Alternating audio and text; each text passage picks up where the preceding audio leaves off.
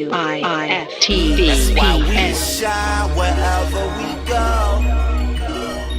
We shine wherever we go. We shine wherever we go. We shine wherever we go. Lord, Lord. Welcome to the mind of a pothead. On my head, see a young nigga got dressed. We don't give a fuck what the cop said. I'm living a legacy. So even when I die, I am not dead. Nigga, I am not dead. Fuck with me.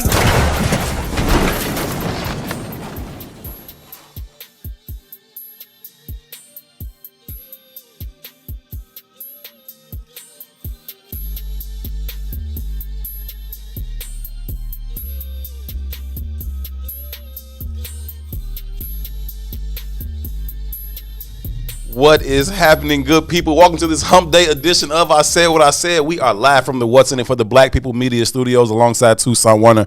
My name is Harry Power. This is I Said What I Said. Each and every weekday, 3 to 6 p.m., we get together right here with you guys and we discuss issues that are impacting the black community, how those issues impact us as individuals, but also how they impact us as a collective. And along with your help, we talk through many of those issues in hopes of finding the optimum solutions going forward. Again, find the optimum solutions for us as individuals, but more importantly, as a collective. So we really appreciate y'all being a part of the conversation. As always, your input is valued. It is certainly appreciated. Anything you want to add to the conversation, feel free to do so. Leave your comments. We'll read through as many of them as possible while we go through the show. We would kindly ask you, please take a quick second to share the broadcast by clicking on the little arrow in the bottom left-hand corner of your screen. I hate y'all so bad. I swear to God. DJ, you had me already, bro? All right, cool. Anyhow, Please take a quick second to share the broadcast. Share it on your personal page. Share it even within your personal broadcast. Anyone, absolutely anyone that you think would either add value to this conversation or find value in this particular conversation, we welcome them to be a part of the discussion. It is our sincere belief that the more like-minded individuals we can get to be a part of this conversation, the better the opportunities we have of finding the optimum solutions for said problem. So please share the broadcast. I will do so at this very moment because I hadn't done so yet either. So let me share the broadcast. Again, this is I Said What I Said. It is intellectual thuggery at its absolute finest. My name is Herb. His name is Two.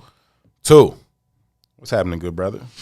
Blessed and highly favored, Femo. How you? And if I was doing any better, I would sell myself, man. I'm feeling great on this here particular Wednesday. I see you walked in the room bopping and jumping and singing and shit. Yo, I ain't gonna lie to you. I had a whole party on my way to the studio today. I was in my car having a whole party. Like it was a party of one, but it was Going lit all the way down. Huh? What lit in that joint? I had a blast. If I'm being completely transparent, I'm not even going to be completely transparent. That's like don't do that. Usually I go to jail. No, I wasn't on that. But what I was going to say was, what time is it? 3:20. Yep, it's 3:20. About an hour ago, I was at 2:20. I was stepping in the shower.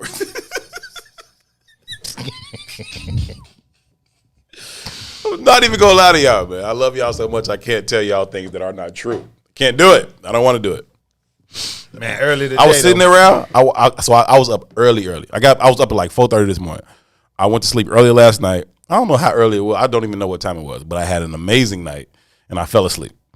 And I wake up, it's like 4:30 in the morning. So I'm just up, I'm hanging out, and 6 o'clock roll around. So I put on the Ruthie Moore show.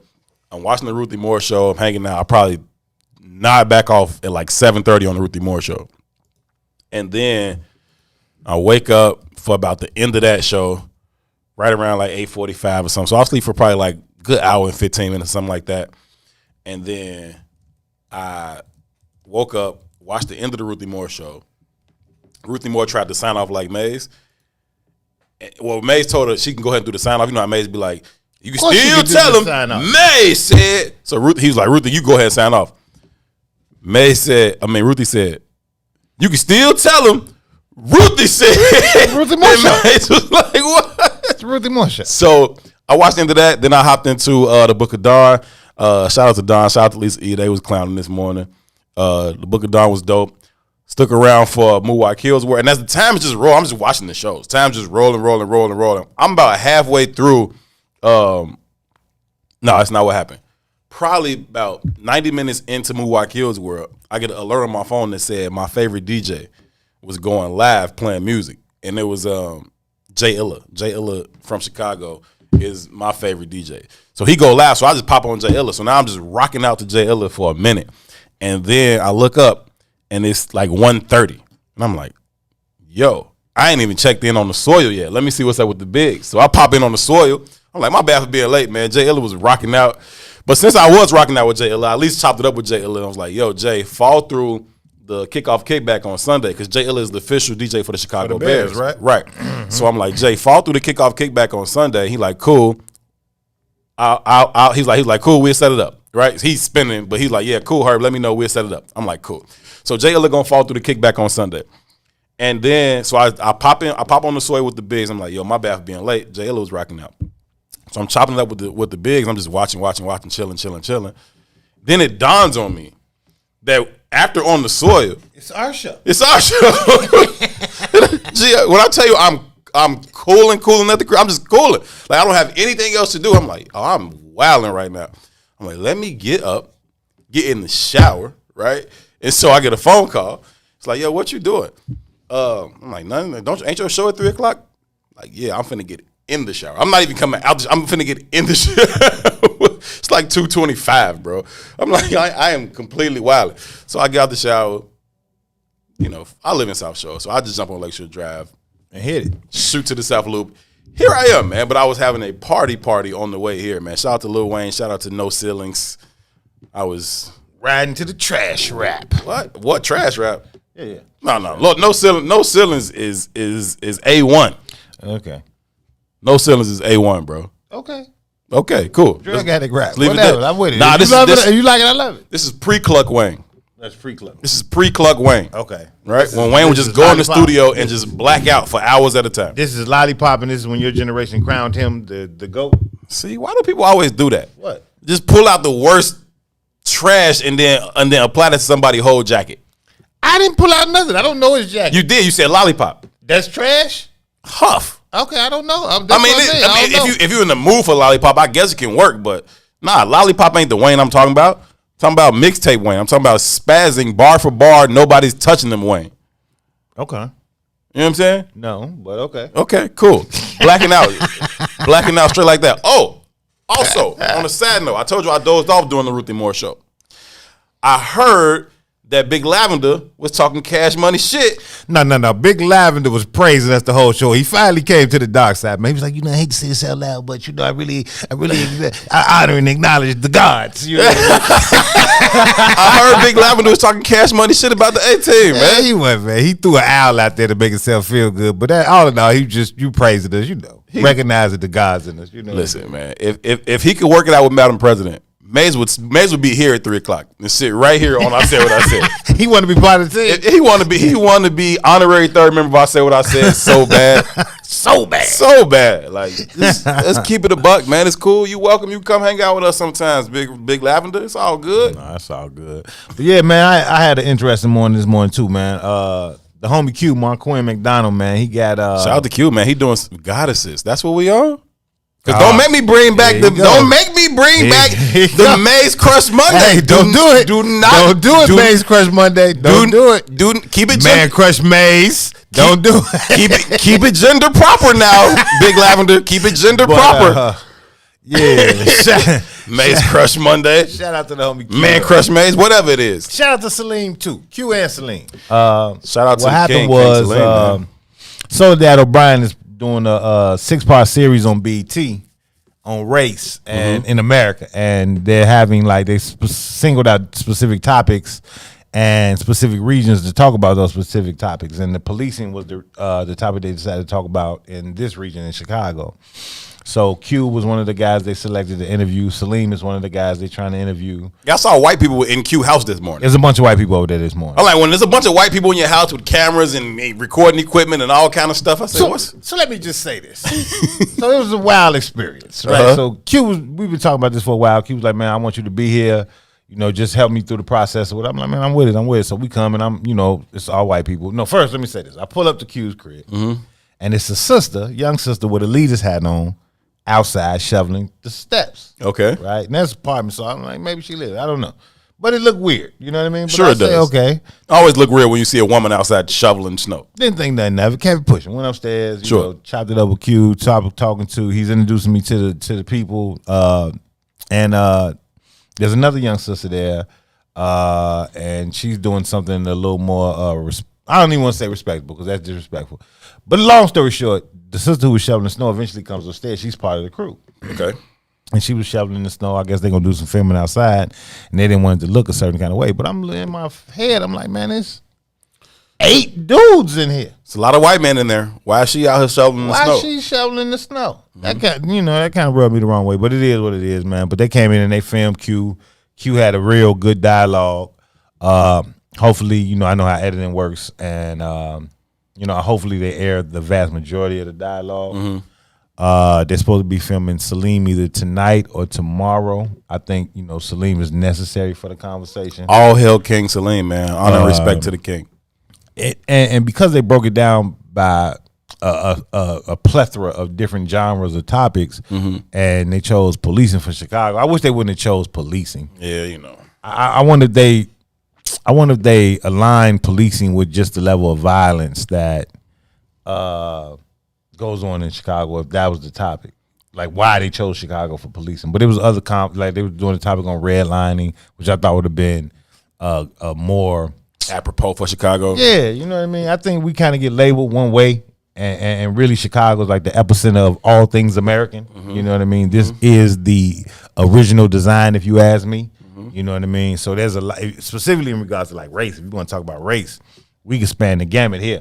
You could talk about every facet of race and how it affects this city. These are facts, sir. You know, so it was interesting that they chose policing to talk about. But it was a good look, man. It's a real good look for the brother Q, man. I'm proud of him. I hope it shines a lot of light on his on the dojo and all the other stuff that he's doing in the community.